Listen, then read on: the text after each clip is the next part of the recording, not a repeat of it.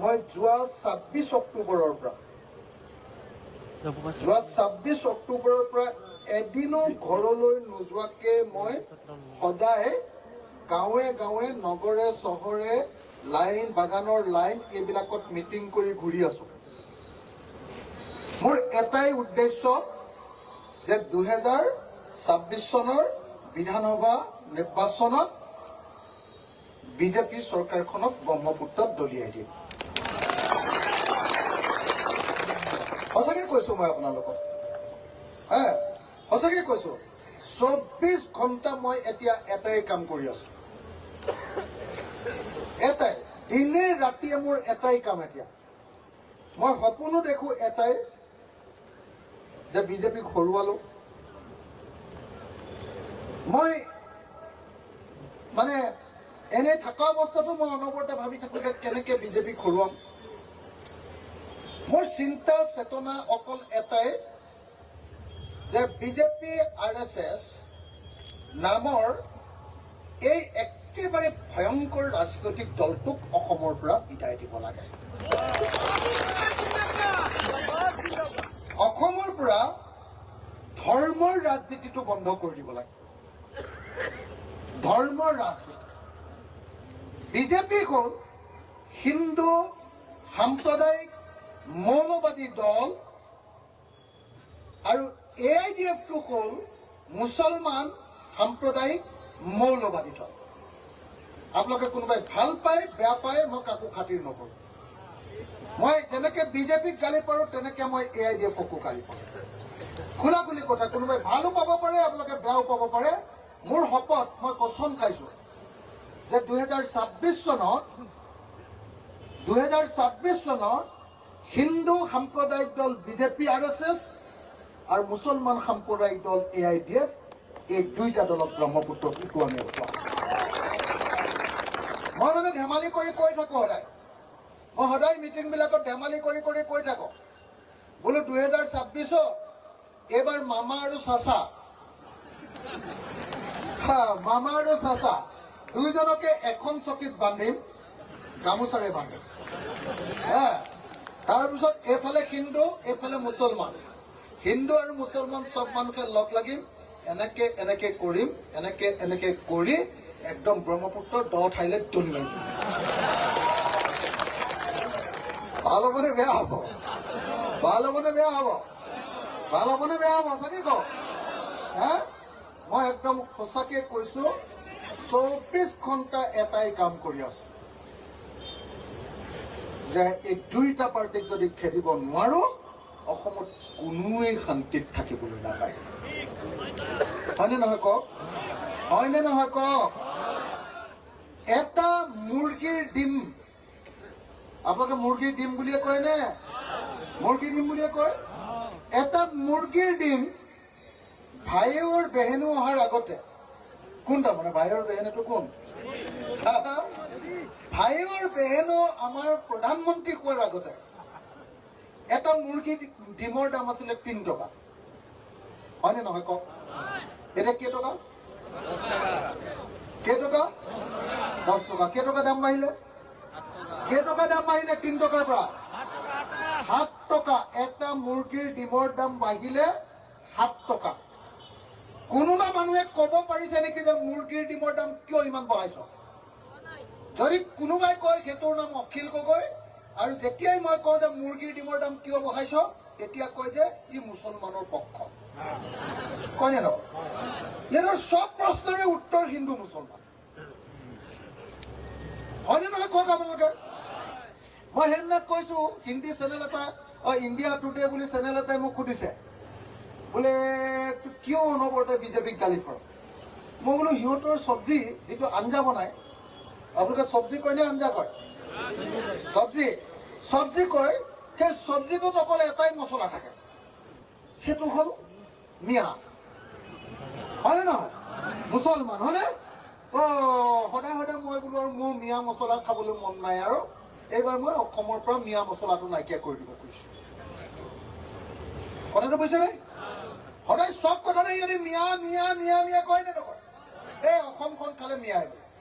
মইতো দেখি আছো যে মোৰ অসমখন খালে নৰেন্দ্ৰ মোদী, অমিত শ্বাহ আৰু হিমন্তই। হয়নে? কোনেও হিমন্তৰ নামো ল'ব নোৱাৰে, কোনেও নৰেন্দ্ৰ মোদীৰ নামো ল'ব নোৱাৰে, কোনেও অমিত শ্বাহৰ নামো ল'ব নোৱাৰে। নাম কোনোবাই যদি লয়, আনকি ফেচবুকতো যদি নামটো লয় সিহঁতৰ, তেতিয়াহ'লে লগে লগে জেলত ভৰাই দিয়ে। হয়নে নহয়? হয়নে নহয়? আৰু সেইটো যদি কেনেবাকে মুছলমান মানুহ হয়, সেই মানুহজন যদি চৰকাৰক গালি পৰা মানুহটো যদি কেনেবাকে মুছলমান হয়, তেতিয়াহ'লে পুলিচে ধৰি নিব আৰু ৰাতি 12টা বজাৰ পাছত জাগা দেখুৱা বুলি নিয়া বুলি কৈ গুলিয়াই মাৰি দিব। হয়নে নহয়? হয়নে নহয়? এতিয়ালৈকে হিমন্ত বিশ্ব শৰ্মা চৰকাৰখনে, সেইদিনা মই বিধানসভাত সুধিছিলো যে এতিয়ালৈকে কেইটা এনেকে পুলিচে ধৰি নি গুলিয়াই মাৰিছে, কৈছে 80টা মানুহক এতিয়ালৈকে আমি গুলিয়াই মাৰিছো। কেইজন? 80জন। কেনেকে মাৰিছে? সংবিধানত কৈছে যে এইটো কাম কেতিয়াও কৰিব নোৱাৰিবা। যদি মানুহক কোনোবাই পুলিচে ধৰি নিয়ে, পুলিচৰ কাম হ'ল তেওঁক ধৰি নি কোৰ্টত খাৰা কৰিব লাগিব। কোৰ্টে ক'ব যে সি চুৰ কৰাটো হয়নে নহয়। পুলিচে ধৰি নিয়ালৈকে দায়িত্ব, আৰু পুলিচে তাৰ লগত কথা পাতি সি কি কি কথা ক'লে সেইখিনি লিখি দি কোৰ্টত জমা দিয়াটোহে কাম।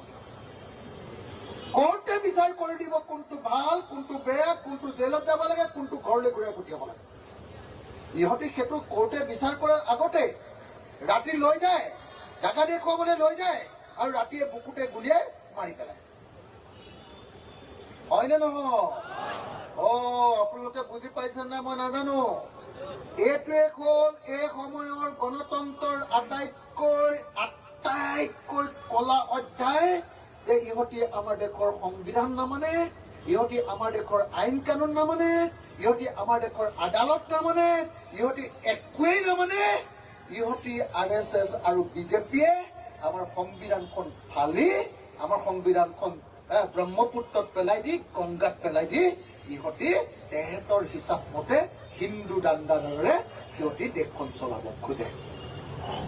হয়নে নহয়? হয়নে নহয়? হয়নে নহয়? এতিয়া মই আপোনালোকক এটা প্ৰশ্ন সুধিম, আপোনালোকে বেয়া পালে মই সুধিম। যদি বিজেপিয়ে হিন্দু দাণ্ডাদাৰেৰে যদি এনেকে যদি দেশ চলাব খোজে, ময়ো হিন্দু মানুহ। হয়নে? এই নিয়ম মতেতো মই বিজেপি পিনে যাব লাগে, যে সিহঁতে হিন্দুৰ হৈ কথা কৈছে, কিন্তু মই নাই কোৱা। সেইকাৰণে মই আপোনালোকক ক'বলৈ আহিছো, আপোনালোকে যদি মুছলমানৰ দৃষ্টিকোণেৰে চায়, যদি আপোনালোকে AIDF-ত থাকে, AIDF-ত কোনোবাই যদি আকৌ বদৰুদ্দিন আজমল চাহাবক ভোট দিয়ে, দিব নেকি? যোৱাবাৰ ধুবুৰী লোকসভা ইলেকশ্যনত বদৰুদ্দিন আজমল চাহাবক মই ঘাটে ঘাটে পানী খুৱাই দিলো। গম পাইছিলে নে নাই? আজমল চাহাবক সৰুৱাৰ মেইন মানুহজন কোন বুলি ভাবিছে আপোনালোকে? কোনে আটাইতকৈ একদম টেঙা কৰি দিলে? ৰকিবুল হুছেইন ডাঙৰীয়া যে ইমান ভোটত জিকিলে, কাৰ কাৰণে? কাৰ কাৰণে? কাৰ কাৰণে? এতিয়া ৰকিবুল হুছেইনক ভাল পাই আছে নে বেয়া পাই আছে? কৈ দিয়ক খোলাখুলিকে, ভাল নে বেয়া? কেলে বেয়া পাইছে? কাম নাই? কেলে? বিপদৰ সময়ত আপোনালোকৰ লগত থকা নাই বুলি কৈছে, হয়নে? সঁচাকে নে? বিপদৰ সময়ত আপোনালোকৰ লগত আপোনালোকৰ MP-জন নাই বুলি ক'ব খুজিছে। মই নেক্সট যেতিয়াই ৰকিদাক লগ পাম, মই তেওঁক কম যে মন্দিয়া দেশত মই মিটিং কৰিছিলো, আপোনাক কিন্তু মানুহে বেয়া পাইছে দেই। মই চিধা চিধিকে কৈ দিম। মোক বেয়া পাইছে নেকি? মোক বেয়া পাইছে নেকি? যদি মোক বেয়া পোৱা নাই, তেতিয়াহ'লে মই আপোনালোকক এটা অনুৰোধ কৰিব খুজিছো। এইবাৰ মন্দিয়া সমষ্টিৰ পৰা মই আপোনালোকৰ সন্মুখলৈ এজন মানুহক আগবঢ়াই দিব খুজিছো। এই মানুহজনক আপোনালোকে জিকাব নে নিজিকায়? মোক এটা কথা কওকচোন। ৰ'ব বেলেগকে চিঞৰি নাথাকিব। মোক এটা কথা চিধাকে কওক যে চেয়াৰমেন আলী মন্দিয়া বিধানসভা সমষ্টিৰ পৰা জিকিব নে হাৰিব? 100টা ভোটৰ ভিতৰত কেইটা ভোট পাব চেয়াৰমেনে? 100টাৰ ভিতৰত কেইটা? 80% পাব? 90%? সঁচাকে জিকিবনে? তেতিয়াহ'লে মই আমাৰ এজন বিধায়ক হ'ল বুলি ধৰি ল'ব পাৰোঁ। এতিয়া আপোনালোকে মই এটা কথা কৈছোঁ হৈ যাব। চেয়াৰমেনৰ কাম শেষ। চেয়াৰমেন আজিৰ পৰা আমাৰ দলৰ সদস্য, আমাৰ বিধায়ক হ'ব। মই এটা কথা সুধিছোঁ, এতিয়া আপোনালোকক সুধিছোঁ, এটা অখিল গগৈয়ে হিমন্তক একদম ৰঙা চিঙা কি কৰি দিব? হিমন্ত বিশ্ব শৰ্মাক এজন MLA অখিল গগৈ, এটা দলৰ এটা MLA, কি নাম? অখিল গগৈয়ে এজন MLA হয়। বিজেপিৰ 80জন মান MLA আছে। বিজেপিৰ 80জন MLA থাকোঁতে মই এজন MLA অখিল গগৈয়ে হিমন্ত বিশ্ব শৰ্মাক কন্দুৱাই দিওঁ, হয়নে নহয়? এতিয়া যদি মোৰ লগত যদি চেয়াৰমেন নাথাকে, 3, 2, 1, 0. হয়নে? আৰু উজনি অসমৰ পৰা মই এইবাৰ কমেও 7ৰ পৰা 10জন MLA জিকাম। আৰু চেয়াৰমেনদাৰ লগত যদি নামনি অসমৰ পৰা আৰু 4-5জন মই জিকাব পাৰোঁ, যদি 10ৰ পৰা 15জন বা 20জন MLA যদি আমাৰ থাকে অখিল গগৈৰ লগত, তেতিয়াহ'লে বিধানসভাত 24 ঘণ্টা ভূমিকম্প। কথাটো গম পাইছেনে নাই? এটাও বেয়া কাম কৰিবলৈ আৰু হিমন্তক নিদিওঁ মই। এটা হিমন্ত যদি আহে, হিমন্ত ঠাণ্ডা হৈ থাকিব লাগিব। আৰু কংগ্ৰেছ যদি আহে, কংগ্ৰেছেও আপোনালোকৰ কাম কৰিব লাগিব। তেওঁ কান্দি থাকিব লাগিব।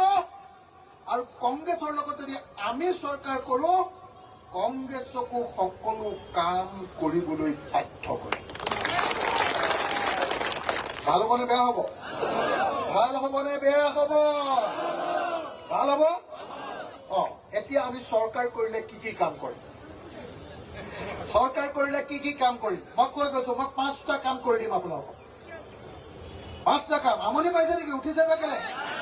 আমনি পাইছে নেকি কোনোবাই? নাই পোৱা? এই তাত চিট কেইটামান খালী আছে, অলপ বহি দিয়ক। মানুহ ইমান থিয় হৈ আছে, এই চিট কেইটাত বহি দিয়ক।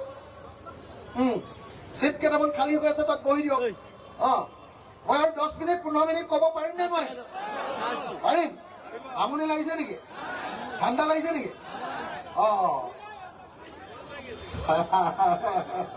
ঠিক আছে, তাত বহি দিয়ক, 2জনমান বহি দিয়ক। তেতিয়া মই আপোনালোকক চিধাকে এটা কথা কৈছোঁ, 5টা কাম কৰি দিম আপোনালোকক। 1 নম্বৰ কাম কৰিম যে অসমত যিমান 3টা কথা একেলগতে ক'ম। এটা কথাৰ কাৰণে 3টা, নহ'লে মানুহে ভুল বুজাবুজি কৰি দিয়ে। সেইকাৰণে একেলগতে 3টা ক'ম। 1, অসমত যিমান ট্ৰাইবেল মানুহ আছে আৰু খিলঞ্জীয়া মূল সুঁতিৰ মানুহ আছে, সকলো মানুহক মই 2 বছৰৰ ভিতৰত মাটিৰ পট্টা দি দিম।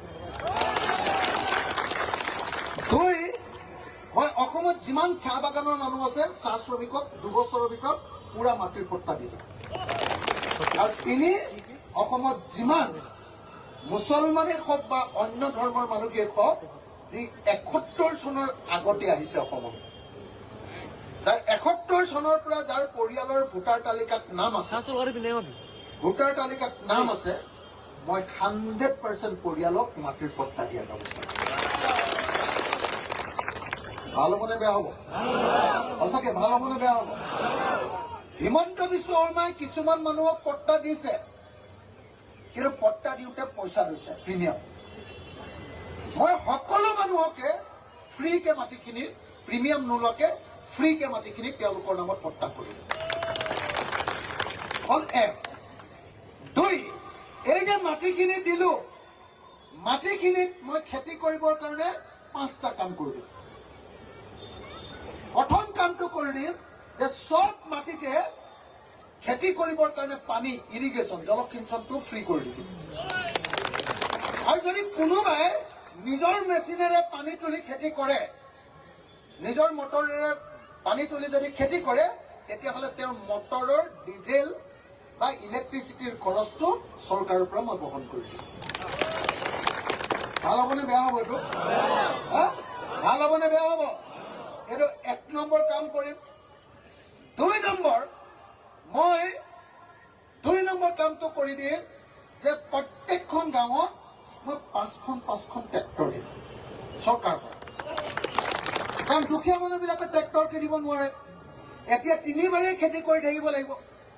এনেই লোকৰ ঘৰৰ পৰা ট্ৰেক্টৰ আনিলে বহুত পইচা খৰচ হৈ যায়, হয়নে নহয়? তেতিয়া দামটো পিছত বেছিকৈ নাপায়গৈ, খৰচাটো বেছি হৈ যায়। 1 বিঘা বড়ো ধান বা আহু ধান খেতি কৰোঁতে আপোনালোকৰ 4-5 হাজাৰ টকা খৰচ হৈ যায় নে নাযায়? মই ইমান খৰচ কৰিবলৈ নিদিওঁ আৰু কি কৰি দিম, আপোনালোকৰ খৰচটো মই 400-500 টকাত শেষ কৰি দিম। কি আপোনালোকৰ খৰচ কি থাকিব জানে? মই 1 নম্বৰটো কি কৰিম, ট্ৰেক্টৰটো ফ্ৰী দি দিম। 2 নম্বৰ, মই বীজটো ফ্ৰী কৰি দিম। সোনকালে হোৱা বীজবিলাক, ধানেই হওক সৰিয়হ হওক, যিমানবিলাক বীজ আছে সেইবিলাক ফ্ৰী কৰি দিম। 2, 3, যিটো সাৰ আছে chemical fertiliser, urea, DAP, NPK, যিটো সাৰ আছে সেইটো মই একেবাৰে কমত পোৱাৰ ব্যৱস্থা কৰি দিম। আৰু এই গোটেইবিলাক কৰি দিয়াৰ পাছত যদি আপোনালোকে এডৰা পথাৰত বছৰৰ সকলো সময়তে খেতি কৰে, 3বাৰ খেতি কৰে, তেতিয়াহ'লে মই আপোনালোকৰ মাটিখিনিৰ খাজনাটো ফ্ৰী কৰি দিম। খাজনাটো ফ্ৰী কৰি দিম, কথাটো গম পালে নহয়? কিন্তু তেতিয়াহে দিম আকৌ খাজনা ফ্ৰী কৰি, যদি মাটিটো পেলাই নথয় খেতি কৰে। আৰু যদি আপোনালোকে মাটিটো পেলাই থৈ দিয়ে, তেতিয়াহ'লে খাজনা মই 3 গুণ বঢ়াই দিম। ভাল হ'বনে বেয়া হ'ব? ভাল হ'বনে বেয়া হ'ব? মাটি পেলাই থলে পৃথিৱীৰ কোনো মানুহ ধনী হ'ব নোৱাৰে, হয়নে নহয়? তো সেইকাৰণে মই কি ক'লো, 5টা কাম কৰি দিম বুলি ক'লো। আৰু এই গোটেই বস্তুটোৰ নাম দিছো মই ত্ৰিফচলী বিপ্লৱ। ত্ৰিফচলী বিপ্লৱ অৰ্থাৎ এডৰা পথাৰত অতি কমেও 12 মাহত 3টা খেতি, সেইটো 4টাও হ'ব পাৰে, সেইটো 5টাও হ'ব পাৰে। অসমত ত্ৰিফচলী বিপ্লৱ কৰিম আৰু খেতিয়কবিলাকে ধান উৎপাদন কৰোঁতে 400-500 টকাতেই 1 বিঘা মাটিৰ খেতি হৈ যাব, কাৰণ বাকী চব পইচাবিলাক মই দিয়াৰ ব্যৱস্থা কৰিম। তাতকৈ আৰু এটা ডাঙৰ কাম কৰি দিম। আপোনালোকে খেতি কৰি যেতিয়া ধান কাটিব, ধান কটাৰ পাছত বা পাচলি উৎপাদন কৰাৰ পাছত, এতিয়া যেনেকে চৰকাৰে ধানটো কিনি লয়, মই আপোনালোকে যি বস্তু উৎপাদন কৰিব, ধান, মৰাপাট, সৰিয়হ, শাক পাচলি, গম, কি কয় এইটো আপোনাৰ মাকৈ, যিমানবিলাক বস্তু আপোনালোকে উৎপাদন কৰিব, সেই উৎপাদন কৰা বস্তুটো বজাৰত যাতে কম দামত বিক্ৰী কৰিবলগীয়া নহয়, তাৰ কাৰণে 2টা কাম কৰি দিম। 1, হয় চৰকাৰে আপোনালোকৰ বস্তুটো কিনি ল'ম, নহ'লে একেলগতে এখন আইন কৰি দিম যে কম দামত যদি খেতিয়কৰ পৰা কোনোবা বেপাৰীয়ে বস্তু কিনে, তেতিয়াহ'লে সেই বেপাৰীটোক মই জেলত ভৰাই দিম। ভাল হ'বনে বেয়া হ'ব? ভাল হ'বনে বেয়া হ'ব? ভাল হ'বনে বেয়া হ'ব? এইটো মোৰ সপোন। একেটা সময়তে মই হিমন্তক খেদিবলৈও সপোন দেখি আছো, বিজেপি RSSক খেদিবলৈও সপোন দেখি আছো, হিমন্তৰ লগতে চাচা মামাক একেলগতে ব্ৰহ্মপুত্ৰলৈ দলিয়াই দিবলৈও মন কৰি আছো, আৰু একেটা সময়তে মই অসমৰ হিন্দু, মুছলমান, খ্ৰীষ্টান, জৈন সকলো খেতিয়ককে ভাৰতবৰ্ষৰ ভিতৰতে ধনী খেতিয়ক ৰূপে গঢ়ি তোলাৰ সপোন দেখি আছো। ভাল হ'বনে বেয়া হ'ব? ভাল হ'বনে বেয়া হ'ব? মাটিও দিম, খেতিও দিম, চব দিম।